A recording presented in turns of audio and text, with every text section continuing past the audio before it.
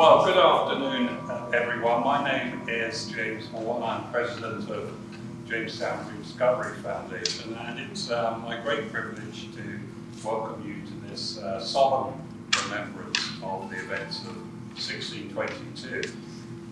I'm delighted to welcome a number of distinguished guests.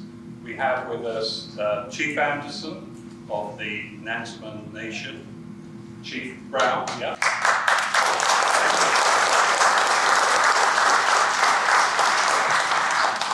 And his sons, actually, so thank you for joining us. We have Chief Brown of the Cheroenhaka people, Indian tribe, and we're delighted to have you with us too.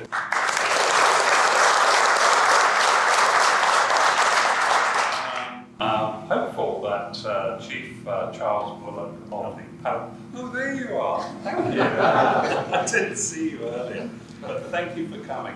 Chief Charles Bullock of the Patawomeck.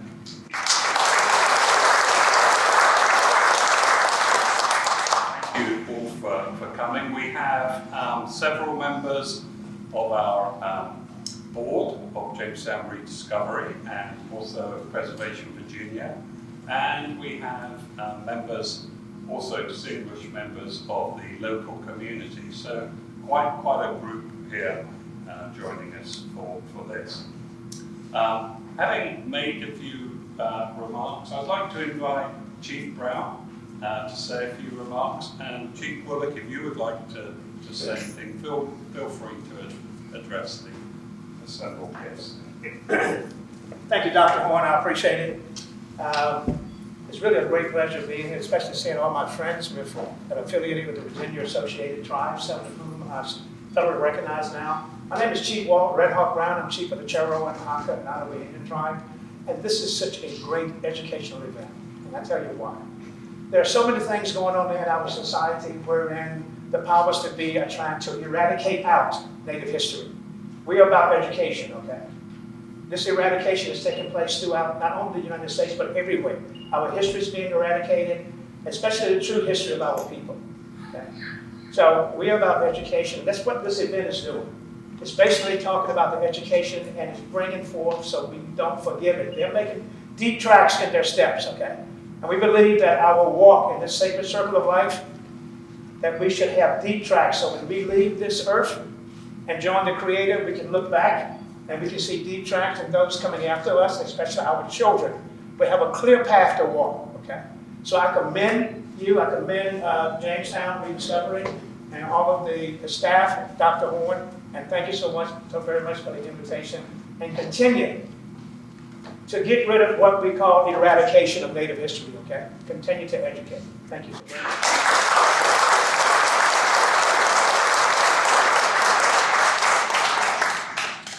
Chief Charles Bullock, the Patawomeck Indian Tribe, Stafford County. The Patawomeck sends its greetings to you this morning. I do want to echo Chief Brown. 400 years, a lot of things has changed. We've always been here, and we're still here. So as we educate each other about our history and furtherance on, let this be a great remembrance. We thank you, Doctor, for inviting us down to share with you education. What it's all about is Chief Brown, as he alluded to. Educate each other, live with each other. A lot of things have changed. Let's be brothers and sisters and move on and pay tribute to the great Creator each and every day. Thank you.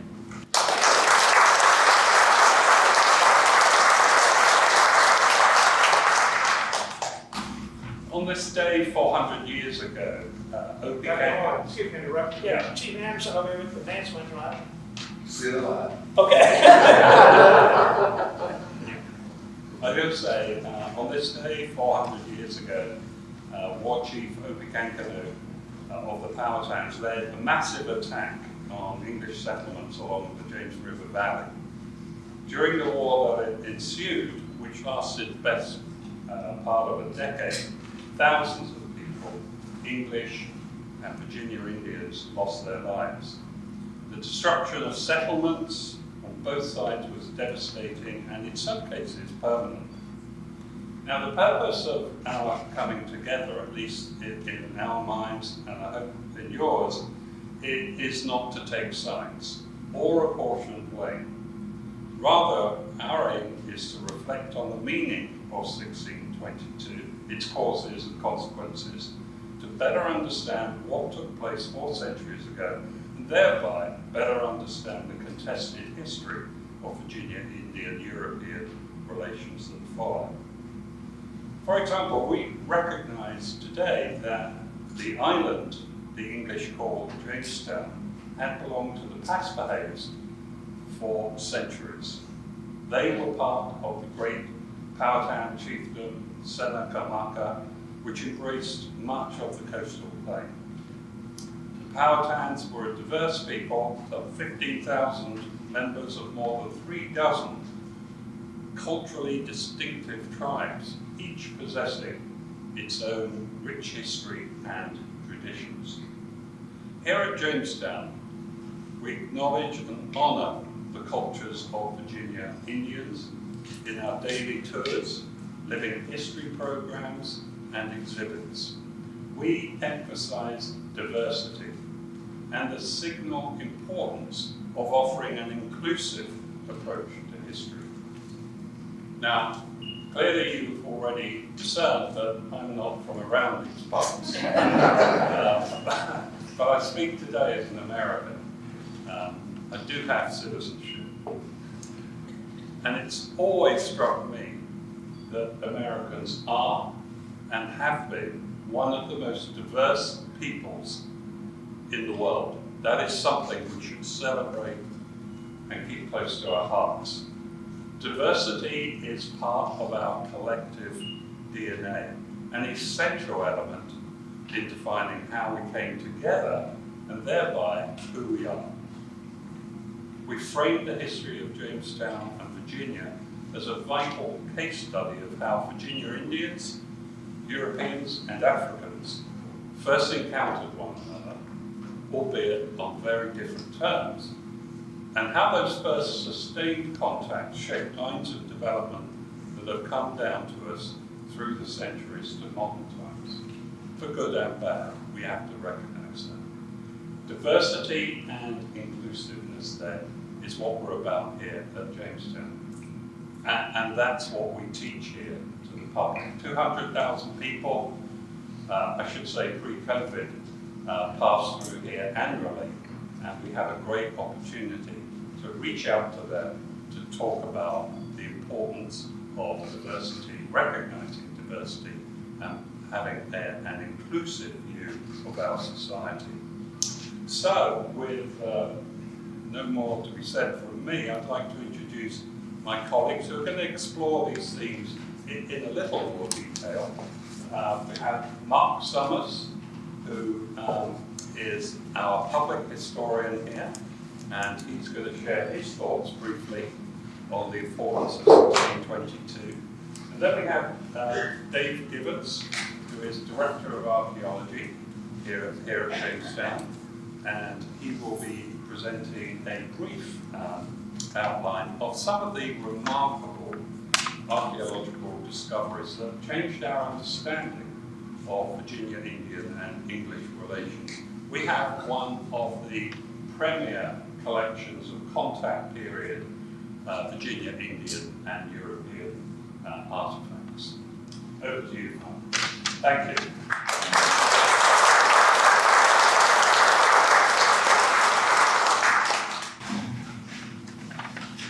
Thank you, ladies and gentlemen. I've worked here about 10 years, and last week, and I work with the public, I work with children. I'm often confronted with difficult history and how I've had to grow as a person, as someone who was born and raised 20 miles south of Richmond with one version of Virginia history. And how working here has changed my mind about so many things and how I view the past. So these are just some of my thoughts on the matter at hand 40 years ago. Not to celebrate conflict, but to understand why conflict happened. There is a reason why 1622 happened. So as Dr. Horn mentioned, The sky falls on March 22nd, 1622, early in the morning.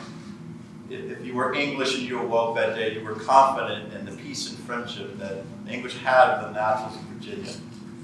There is this shock that we're going to talk about, but looking backward, it shouldn't be surprising. But what we are acknowledging is that 400 years ago today, bands of Powhatan warriors among the core tribes, those most tied to Opechancanough, attacked the English along a 90-mile front, and it's estimated nearly a quarter of the English population will die that day. Of course, it's the English who cried massacre, and as a child, this is how I learned the story. We called it the Massacre of 1622.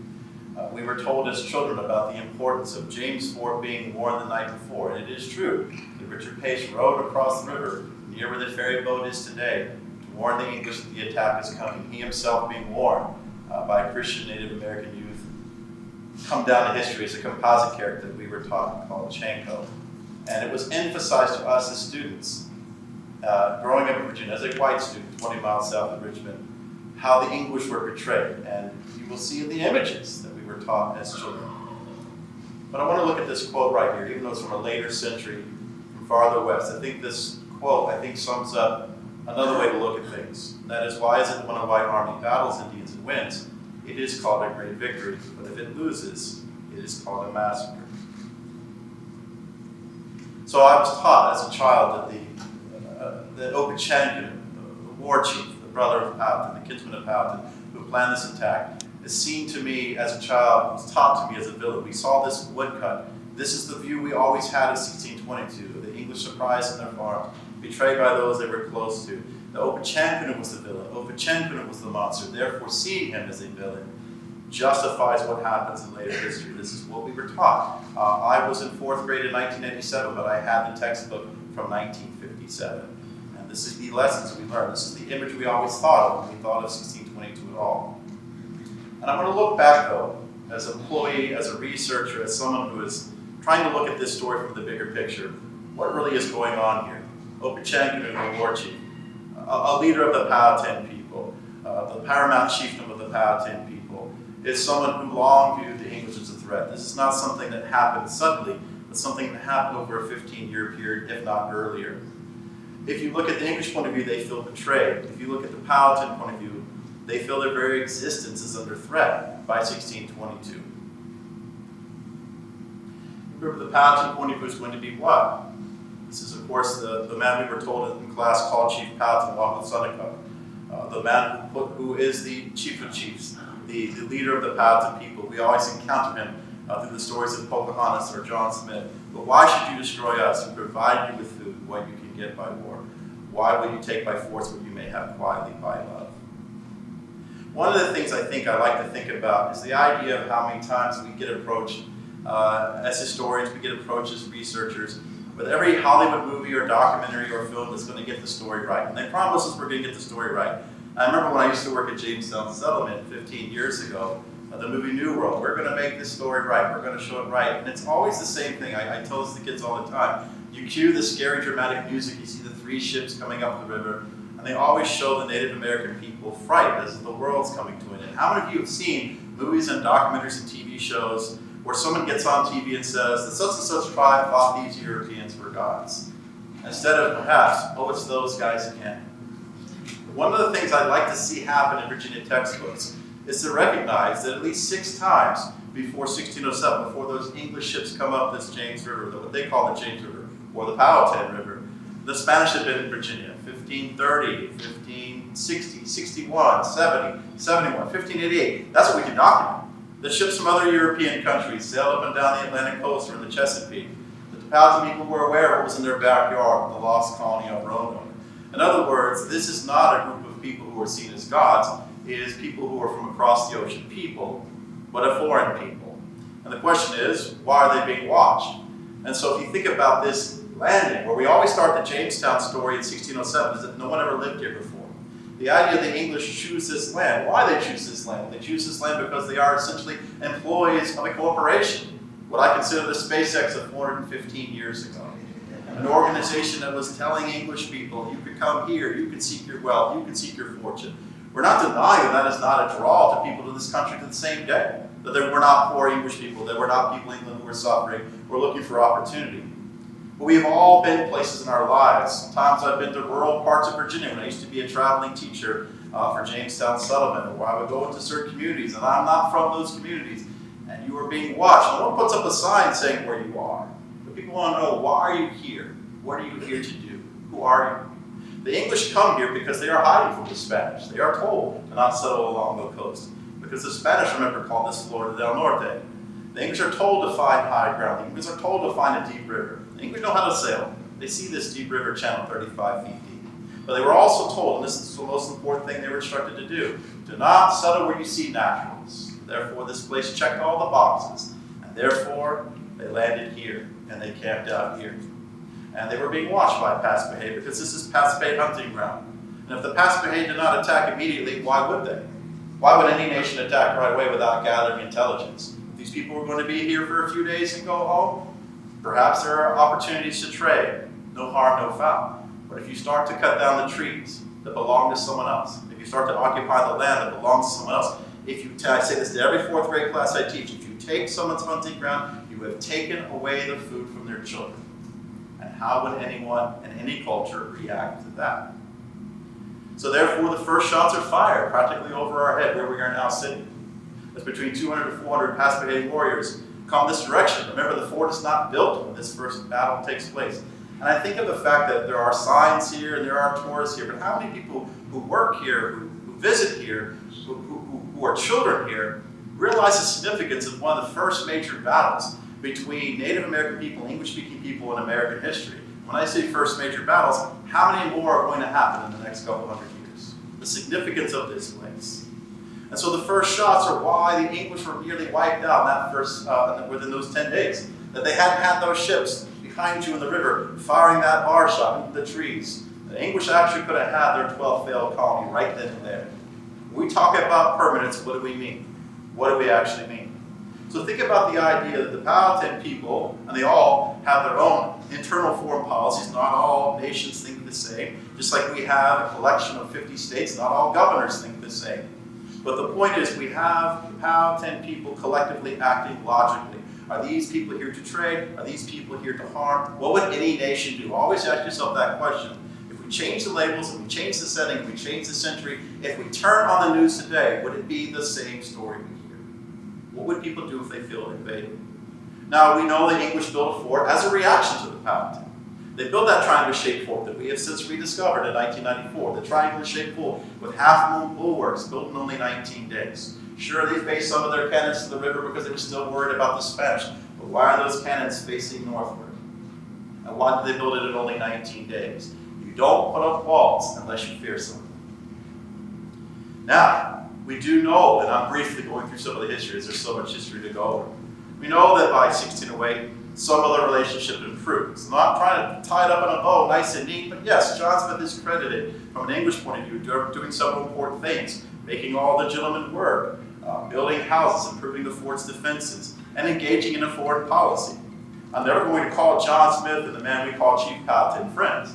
It's nothing like that. There are two individuals that will be engaging in real politics, will be engaging in trade, will be engaging in some sort of deal. If Pocahontas really did rescue John Smith at Wreath, it may have been something that was staged to make an obvious point from Powhatan's point of view. If you're going to be a guest in our land, you've got to follow our rules. I can kill you when I want to. I am the Lord, you are not, and you are on our land. If you want to stay on this island, you must pay the rent.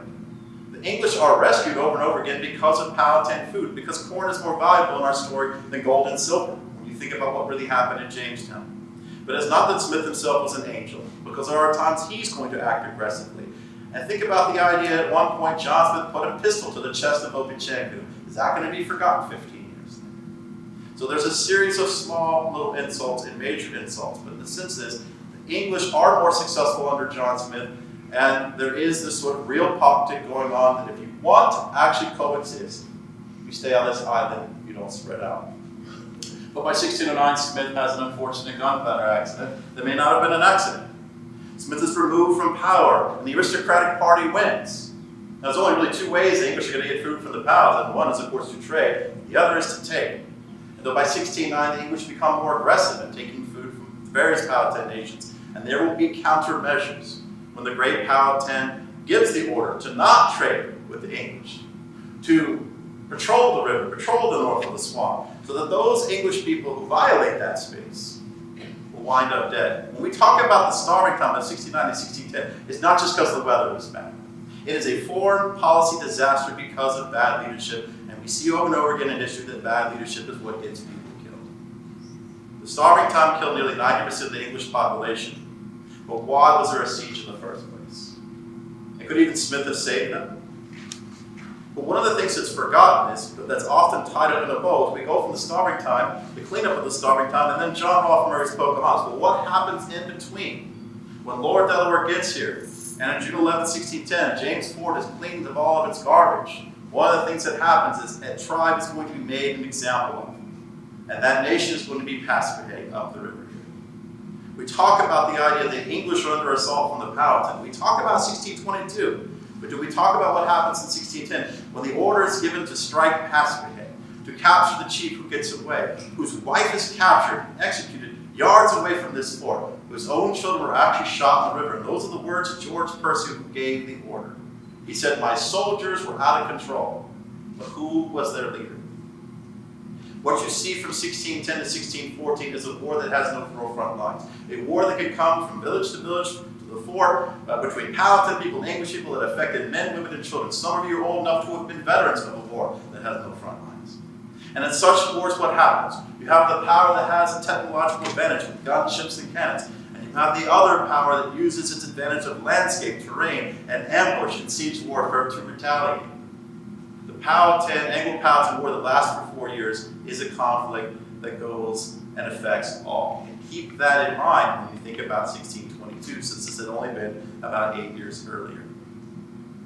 But remember, John Rolfe marries Pocahontas, and this is an actual text from a sermon that was given in London. Check the date, April 1622, 3 weeks after what happened on this day. Because, of course, the technology meant that people in England did not know the news. When Reverend Copeland says that there has been a long time, still a happy league of peace and amity between the English and the natives, the fear of killing each other has now vanished away. This sermon was being delivered a mere 3 weeks after the sky had fallen. The English, I think, are very confident in their peace. But why were they confident? Because John Rolfe had married Pocahontas at the church behind you on April 5th, 1614. The marriage of John Rolfe and Pocahontas as a child was the nice bow that led to 1619's representative government, and then we all coexist happily ever after. But that story, let's be frank, has always been wrapped up a little too nicely. Yes, Rolfe marries Pocahontas in this church. Yes, it leads to 7 years of peace. But what was the manner by which Pocahontas actually became someone who married an Englishman? Is it just a love story? And why do we only have John Rolfe's point of view about Pocahontas and not hers? Do we forget that Pocahontas was taken from Patawomeck? Do we forget that Powhatan oral tradition says that she was already married and had a child? Do we forget that this was actually done as a political move to trade Pocahontas to her father for English prisoners, guns, and tools? And that Powhatan would not make that deal. That Pocahontas stays with the English, learns Christianity, dresses like an Englishwoman, and becomes a Christian. But do we really ever get her point of view? Or is that brushed aside for the oil paintings that you see in your textbooks? The peace of Pocahontas is absolutely important to the Jamestown story of being the first permanent English settlement. It's going to lead to representative government. It's going to lead to the rise of tobacco. It's going to lead to stability from an English point of view. But if there is a deal that's struck, who benefited more from that deal by 1622? What was the price of peace? Consider some of the statistics. That the English go from shipping 400 pounds of tobacco in 1614 to 25,000 pounds a year by 1619. The simple question is, where's that land going to come from? Another question for another lecture is, where's that labor going to come from? When the English have a new charter, the Great Charter, I'm not mocking the Great Charter. The Great Charter is essential to understanding American liberty and constitutional government. It does something remarkable, allowing people to own their own land, allowing the idea of representation in elections. These are all things that are great achievements of English people that become part of the United States. But again, where is that private land going to come from? In other words, the English feel like they have peace. The English feel like they have struck a deal. The English feel like this is permanent. But is it really a good deal for another side of the story? It's the Powhatan are under threat. With the pouring of more and more ships coming to this land every single year, where is that land going to come from? When these indentured servants become free after 5 to 7 years, where are they going to get their land from? And why is it always the poorest Europeans sent out to the so-called frontier? What always ends up happening in these frontiers? So what seems peaceful to one group may seem ominous to another. Opechancanough does lead this uprising that shocks the English nation. He had visited this fort many times, unlike his brother. He had promised the English, I will be your friend until the sky falls. And there is the conversation you may have today with George Shortt. The idea of actually bringing the Powhatan people to the words of Christ and the idea of starting a school. But we have seen in Canada what some of these schools have led to. We see what's happened in our own country with some of these Indian schools or praying towns in American history. So the English will actually be shocked by and feel betrayed. And it will ultimately lead to the downfall of that private Virginia Company of London. Royal government will rise in place of the Virginia Company. It will remain the case until 1776. English people will rally. They will reinforce. They will bring soldiers. And they will bring war to the Powhatan people. And when they win that war a couple years later, they feel like Opechancanough has faded away forever. The monster they created has faded away. But of course, what we forget is that 22 years later, there will be another uprising. It was actually deadlier than the one we're talking about today. Opechancanough is nearly in his 90s, carried in a litter, and the man was charismatic enough as a general, and I call him a general, to raise his hand to launch this attack. He was eventually captured by the English, killed by his own guard, and paraded around Newtown. It is a symbol of what happens to those who dare resist. This story will be repeated all over the world, my friends. We see the results of 1644 with reservations, the shrinking, with the destruction of the network of the paramount chiefdom. We actually start to see policies that won't just be confined to Virginia in the 17th century, but policies that will echo from this coast to the next coast over the next 200 years. We must connect Jamestown to its legacies. If we're going to talk about legacies of Jamestown being representative government and freedom and democracy, what are the other legacies of Jamestown? Other points of view. My argument is, if you think about this story as universal, in Native American cultures, are there other Opechancanough throughout history? Other charismatic leaders like Tecumseh, like William Weatherford, like Geronimo, like Sitting Bull, like Crazy Horse, like Pontiac, who lead other uprisings, whose names echo on. Is every Opechancanough Native American? If I cross the pond, what can I show you? The British themselves have their own Opechancanough, like Bullock, who is the Celtic chieftain who led the uprising against the Romans and killed Roman civilians. Alfred the Great fought off the Vikings. So did Harold. Elizabeth I was willing to put on armor and fight the Spanish on the beaches. Does Winston Churchill get celebrated because of his tax policy, or is he celebrated because he wouldn't give up an inch of British land to the Germans? Are there people who are ruthless in defense of their culture, their land, and their people? Are these people heroic? So I want you to read this quote right now. I'm going to conclude with this. Because if you read this quote, who could we be talking about in 1622? He spared no one who spoke the English language, but he afflicted all, old men and youths, wives and widows, children and babes in arms, with a more grievous death than could be considered. Could we be talking about Opechancanough? Who is this quote really about? It's the trial of William Wallace in 1305. As someone of Scottish descent wearing my MacDonald tartan necktie, what is my ancestry? What did my own ancestors do when they felt oppressed, when they felt threatened, culturally felt like they were going to be eliminated? Understand that we're not here to celebrate the violence, but to acknowledge that it happened, and that it doesn't just happen in Virginia. We could change the labels, we could change the centuries, we could be changing the continents, we could be turning on CNN today. What are we seeing? What happens if people feel threatened? What do you do? What would we do if our way of life that we hold near and dear was threatened? All I'm asking is to consider that when we consider 1622. Not to celebrate those who died, but to understand why conflict happens. Because how can you avoid conflict if you don't know why it happens? Less of a shock and more of a long train of events. Thank you for your time, ladies.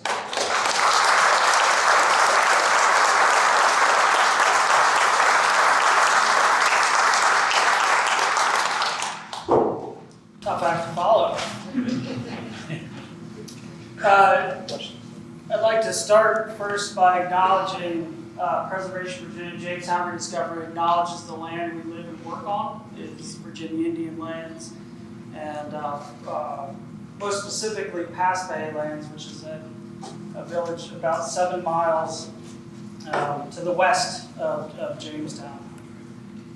I think to understand where the people who work here come from, and we're all very similar colleagues, I'll tell you a story about myself. I grew up on a farm in Blacksburg, Virginia, and I was at the bus stop, and I looked over and something caught my eye, and it was a quartz spear point. And I picked it up, and I wondered who made it. Who were these people? I took it to my history teacher, Miss Grapsis. And Miss Grapsis, I said, who made this? She said, I don't know. And I said, where did the people go who made this? And she said, I don't know. And finally she said, look kid, there's these archaeologists that meet at the public library, go talk to them. And this is me in 1994 on a site, a Virginia Indian site in the middle of nowhere, in which I was getting answers to the questions. And I think that's the team here. Everyone here asks why. Why don't we know that? Right? That shades everything about what we do and how we move forward. Now in 1996, we actually found the fort.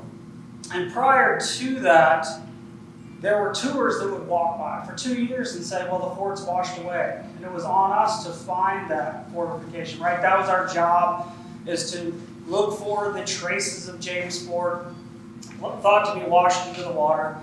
And we did well. We did that. This is, again, myself in the little blue jumper there, which I'm embarrassed to say I still have. But very quickly, we began to find an exceptional Virginia Indian site. And there's some irony there, right? This is an English fortification.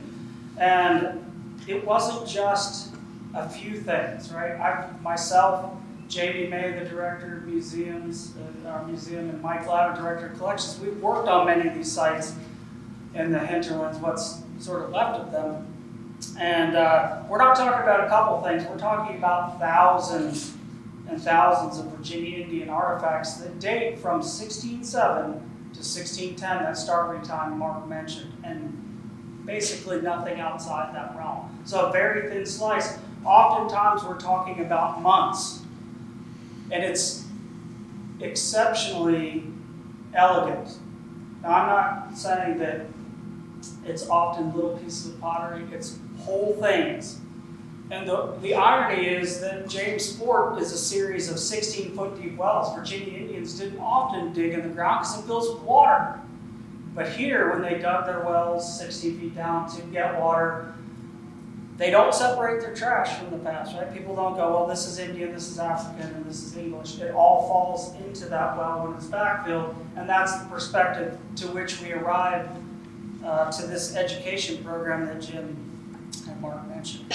Now, we're lucky these deep wells are anaerobic and anything that's organic survives. So this perspective here, guys, 2 types of Virginia Indian corn, southern dent and northern flint, squash gourd, and elk, a deflesher, eye flesher, and those are purple mussel shell beads, Buckinsia demissa, that are made here at Jamestowne with a stone drill, many drills that we found alongside these beads. Now you might question that, right? Like, why are they making shell beads at James Fort? And I can answer that in a second. But let me tell you, I first arrived here after school. I then, after working in the woods with the ASV, the Archaeological Society of Virginia, I went to Virginia Commonwealth University where I met Dr. Dan Mauer. And Dan Mauer said, question your history. Don't just accept it, question it. Okay?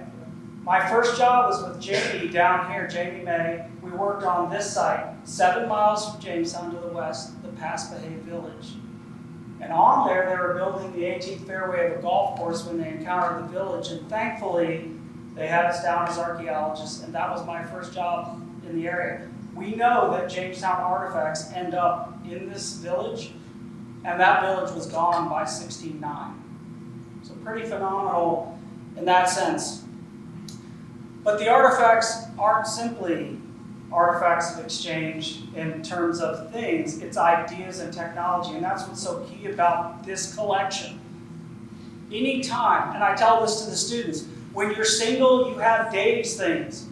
When you meet your wife, right? It's her things, right? That's, when I got Teresa, I often, and this morning I opened the cabinet to get a coffee cup, and I thought, whose coffee cup is that? Because remember, we deal in things. Archaeologists deal in things. And it's often hard to tell. And if you have a true hybridity or plurality of a collection like this, then it should show this. Now, this is something I focused my graduate work on. It's a pipe maker, Robert Cotton, who's operating in London before Jamestown. And this is an artifact found in the Thames that is his pipe.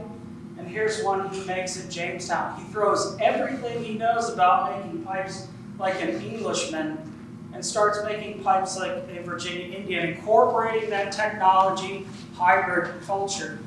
And remember that coupling, that should happen. We should be seeing that. That's what's so exceptional about this site. It's before the hegemony, before it becomes the empire, that exchange. Here's another one of my favorite reflections of that, and there are many.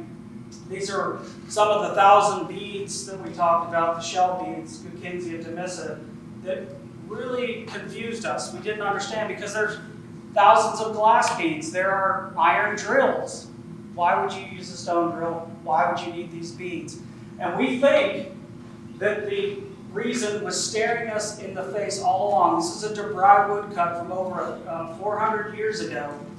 And in the background, Hofmeyer is asking for Pocahontas' sister's hand in marriage in the stead of Sir Thomas Dale. He sent Hofmeyer. And he's bending over, offering an arm's length of shell beads. That's what it looks like in the woodcut. That's the bride price for a Powhatan woman.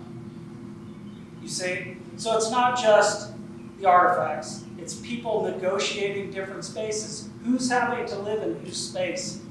And can we show that, right? That's key for this collection. Now, Jamestown is a place of many peoples, and we see the past as not our fault, but our responsibility to move forward in a very positive way. And we're blessed on this ground to have First Peoples, First English, and First Africans. That all happened, and those things are where you walk today, and that's what makes this place exceptionally special. Now, it's not enough for us to just uncover that narrative. The past only has meaning in the world we live in today and the future we create together. And that was very much to Chief Brown's words of education and how we move forward in a very positive and somewhat, hopefully not too political way. Amen. Together. To that end, we've started a number of initiatives on site. Firstly, moving forward in a substantive, meaningful way for us. Kaylin Anderson is here today, Chief Brown's son, working with Christine Lucero on the John Smith Water Trail, the Park Service. We spoke at length about tribal interns coming over and working side by side with us to understand what it is that we did, and we were successful. Kaylin asked me to come work on site, and I got that email and I was overjoyed that he would choose us to work with. And that's what we want to do. This collection, this site is open to that type of engagement. And that's where we will be moving forward. We want to work very closely in consultation with the collection to curate this ever-expanding hybrid history, this unique collection, and recognize that's a long-term process. It doesn't happen overnight. The steps we took a number of years ago, we said were baby steps, and that will be an ever-changing process as we go forward. We are today announcing the project of Chippewa Rediscovery. And the reason that we're doing that is many of the ceramics in our collection are just listed as native pottery or Indian pottery. And we see that they're coming from different areas in Virginia. Now, if it's English, we say it's this type of pottery. We can even name the potter. But we don't do that with the Virginia ceramics, and it bothers us. So moving forward, we will be working together to study these ceramics, chemically test them, use a geospatial component of our website to give agency to those. Because it's very important. As Mark said, in the early years, Virginia Indians came and fed the colonists in the winter of 1608 and 9. The following year, they would have the starving time, but had they not, this place would have gone down the year before. So I wondered to myself, is this a Thanksgiving? When is America's first Thanksgiving? And that's challenging to a lot of people, right? But in my mind, that could be the case. And we can show that through science, right? We're not talking about abstract thoughts, we're actually talking about real things. Now, as we move forward, I think we need to be advocates for our shared history for certain, because we're all facing climate change. This is the team out very recently running ground penetrating radar across the encroaching swamp. And as we move forward, we are facing challenges of shared history and what that means for this place and this collection. And it will take everyone in our state and our nation to think about that. Now I'll leave you with, recently I saw a lecture by First Peoples advocate Nikki Sanchez, and she challenged the audience to think about the land in which their mother, their grandmother, and which they were born on, and do they know the people who inhabited that before they did? And I think that's a fantastic way to move forward. Understand your shared history, and walk a mile in somebody else's history and think about it. So thank you very much. I appreciate you guys being here today.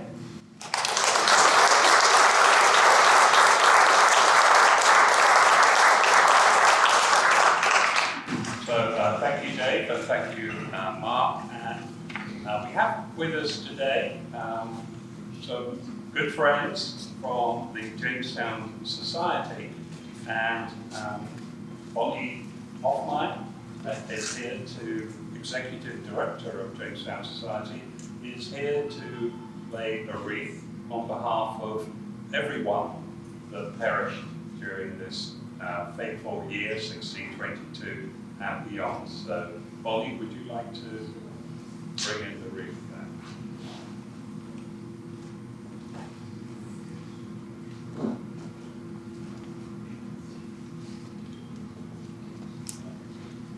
Thank you. Thank you.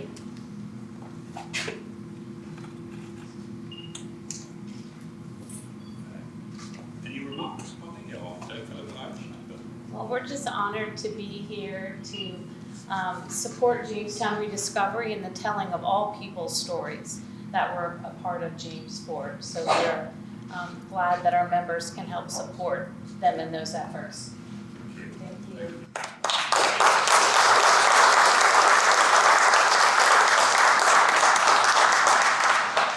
Now we have another ceremony to conduct, and I'd like to ask Shane Shortt to come forward. Shane works here at Jamestown, but he's also a member of the Lake Superior Chippewa people, and is here to present gifts of friendship to our three chiefs joining us today. So if I could ask Chief Brown and Chief Bullock and Chief Anderson to come forward.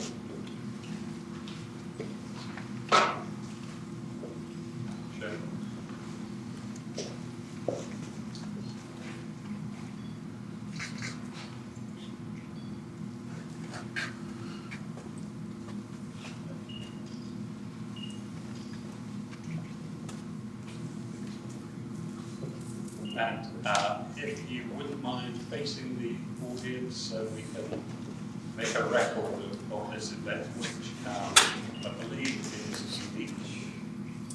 First time.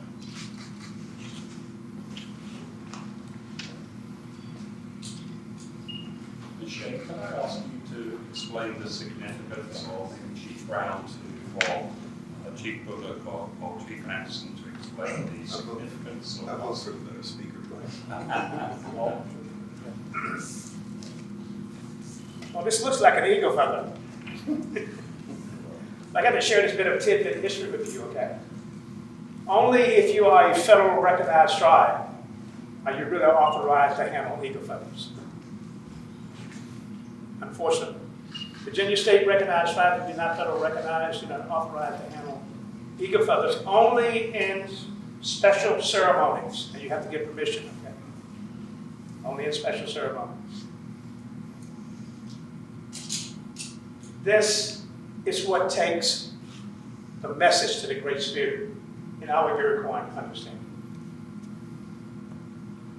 In our Iroquois language, we say Kweka Wentika, which is from the sky, okay? Kweka Hante, which is the creator. So it's the eagle that soars. Okay? A lot of us in our Christian walk says that we soar like the eagles. So this is what takes the message to the Great Spirit, to protect our people, to protect us in our own sacred walk in this sacred circle of life. So this is the way we look at the eagle feather from our Iroquois perspective. Of course, you have 3 linguistic groups in Virginia, okay? 3 language groups. Algonquin, Alanapere, and you also have Siouan. And then you have the Iroquois tribes also. Our Iroquois perspective, the eagle feather is what takes the spirit. This is what the prayers do, okay? We send up prayers to the Creator. How many of you have been to a powwow before? Anybody? Have you ever seen the blessing of the powwow circle? With the sweet grass and the sage and the tobacco? Okay? Normally you have a feather, right? An eagle feather that's doing that because you're sending prayers up to the Creator. Aho! Aho. Did I do okay, Keith? Boots, you're okay. Thank you, brother. Appreciate it. Appreciate it. Thank you. And thank you so very much. Then you got to come to the powwow. I will. Come to Chief Anderson's powwow and Chief Boots' shit. Thank you, Dr. Hammond. Appreciate it.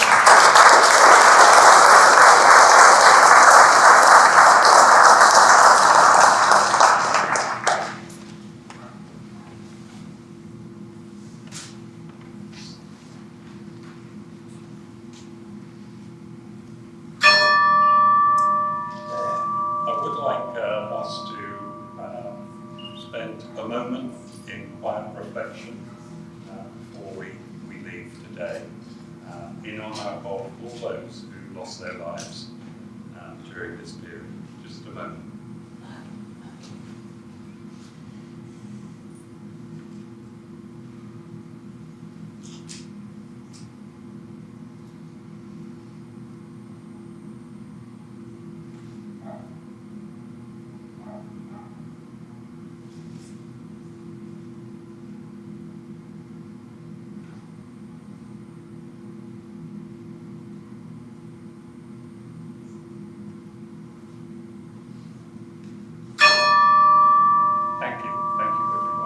I'd like to end by saying thank you so much for coming. All of you make the work here possible. We are very grateful to you for supporting not only our work, but our direction that we're taking here. I'd especially like to thank our chiefs who've joined us here and tribal members who have joined us here. We are looking to build bridges. We are looking to develop our relations with all Virginia Indian peoples. And this is a good time, I think, to begin. Thank you all, and thank you for coming.